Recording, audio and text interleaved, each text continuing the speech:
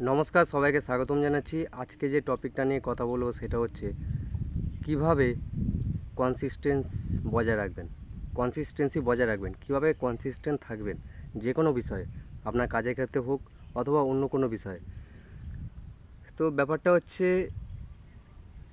দেখুন, consistency maintain করার একটা না, দুটো উপায় আছে। একটা হচ্ছে আপনি আজকে কি করবেন, কালকে কী করবেন, পরশুদিন কী করবেন, সেইটা ডিফাইন করুন।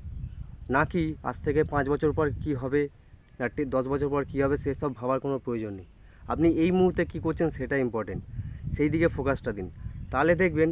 আর বেবি স্টেপ নিন, ছোট ছোট কাজগুলোকে বড় কোনো কাজ করার থেকে ছোট কোনো কাজ করাটা বেটার।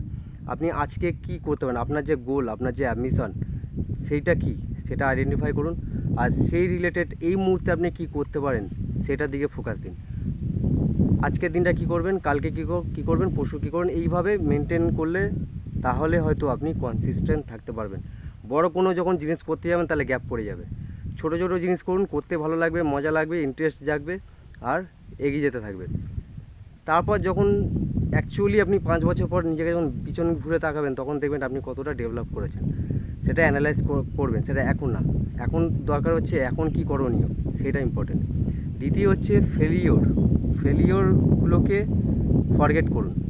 ঠিক আছে, আপনি কোনো একটা কাজ করলেন, সেটাতে হয়তো আপনি সাকসেসফুল হলেন না বা সাকসেস পেলেন না, ইটস ওকে, নো প্রবলেম। পৃথিবীতে যত সাকসেসফুল পার্সন আছে তারা সবাই ফেলিওরে মুখ দেখেছে।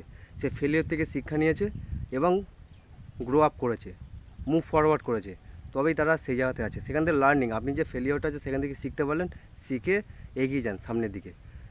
তো ব্যাপারটা হচ্ছে, ফেলিওর আসবেই। আপনি যখন কোনো কাজ করতে থাকবেন, আপনার সেই সম্বন্ধে কোনো কনসেপ্ট বা এই অভিজ্ঞতা থাকে না।